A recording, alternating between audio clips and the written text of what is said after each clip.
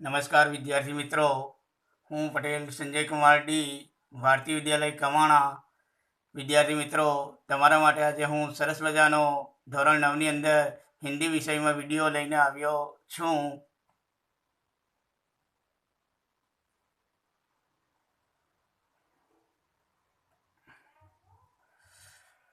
ધોરણ 9 વિષય હિન્દી, काव्य 10 भारत गौरव. काव्य के कवि है मैथिली शरण गुप्त. उनका जन्म है सन 1886. इसका निधन सन 1964.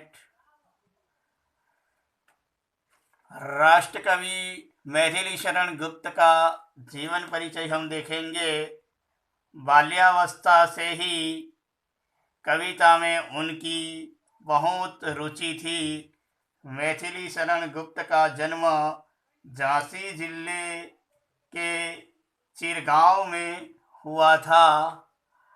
राष्ट्रकवि मैथिली शरण गुप्त मानवतावादी, नैतिक और सांस्कृतिक काव्यधारा के विशिष्ट कवि रहे हैं. मैथिली शरण गुप्त का साहित्य परिचय हम देखेंगे. भारत भारती,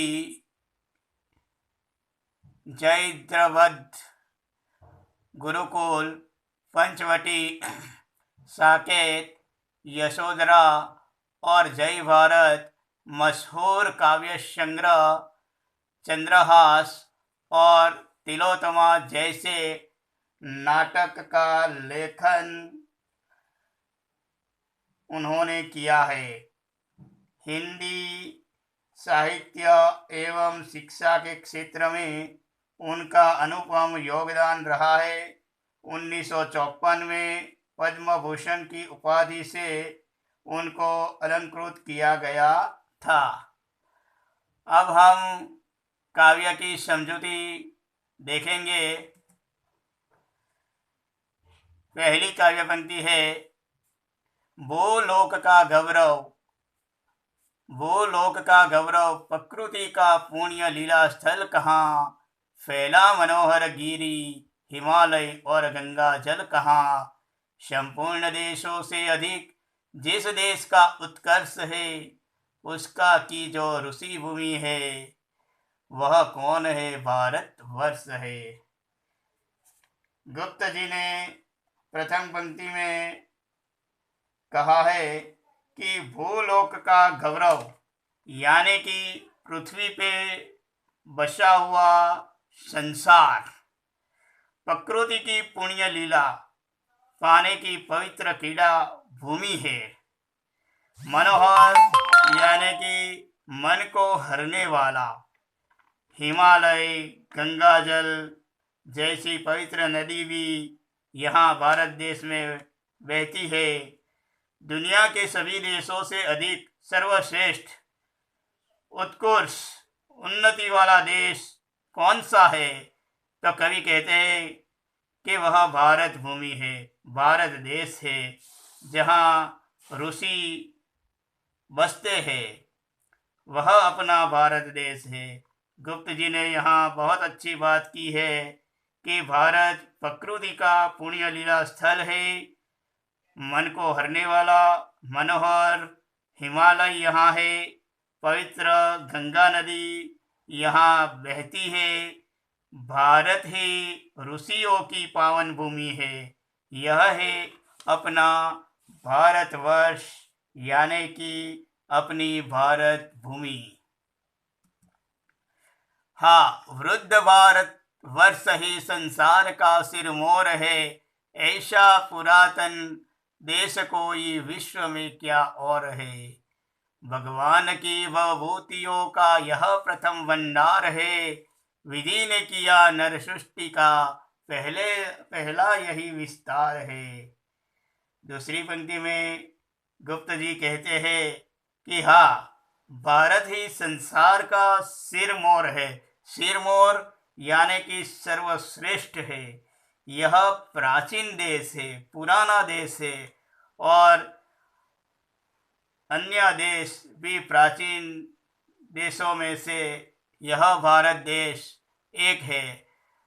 कई देश ऐसे हैं प्राचीन, लेकिन भारत देश एक ऐसा देश है जिनकी गणना सर्वश्रेष्ठ देश में की जा रही है।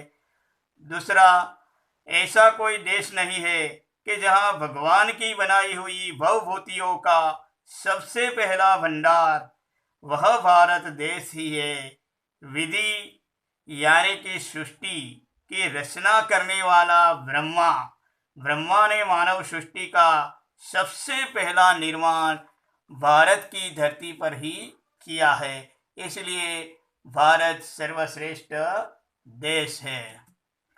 यह पुण्य भूमि प्रसिद्ध है, इसके निवासी आर्य है। विद्या कला कौशल जो प्रथम आचार्य है, संतान उनकी आज यद्यपि हम अधोगति में पड़े, पर चिन्ह उनकी उच्चता के आज भी कुछ है खड़े। गुप्त जी यहाँ बहुत अच्छी बात करते हैं कि समग्र सृष्टि में भारत ही विश्व में प्रसिद्ध देश है। इस देश के निवासी कौन है? तो इस देश के निवासी आर्य है। उन्होंने ही सारे संसार को सबसे पहले विद्या, कला और कौशल का ज्ञान दिया है। हम आर्य के ही संतान है। हमारा पूर्वज आर्य ही है। अधोगति, लेकिन आज अधोगति यानी कि आज देश बुरी दशा में है, फिर भी भारत की महान चरित्र के कुछ निशान आज भी भारत में मौजूद है। इसलिए भारत देश महान है। वे आर्य ही थे जो कभी अपने लिए जीते न थे। वे स्वार्थ रत हो मोह की मदिरा कभी पीते न थे। संसार के उपकार हित जब जन्म लेते थे कब सभी, निश्चेत होकर किसी तरह वे बैठ सकते थे कभी। गुप्त जी कहते हैं कि वे आर्य ही थे जो अपने जीवन को कभी अपना नहीं समझते थे। वह उच्च आदर्शों का साथ अपना जीवन व्यतीत करते थे। परोपकार ही उनके जीवन का एकमात्र उद्देश्य था। उनको लाभ हो ऐसा मोह उनके हृदय में कभी भी नहीं था, यानी कि स्वार्थ की भावना नहीं थी। निष्क्रिय होकर बैठना वह नहीं जानते थे। स्वार्थ की भावना से दूर होकर वह अपना जीवन दूसरों के लिए ही जीना जीते थे। तो इस प्रकार गुप्त जी ने आर्यों की चरित्रता की प्रशंसा इस आखिरी पंक्ति में की है। तो विद्यार्थी मित्रों, यह जो काव्य है बहुत ही अच्छा है। भारत का गौरव, हमारा गौरव, उसकी समझौती हमने देखी है। अब हम आपको सूचित करते हैं कि आप इस काव्य का स्वाध्याय अपनी नोटबुक में ज़रूर लिखें। अस्तु।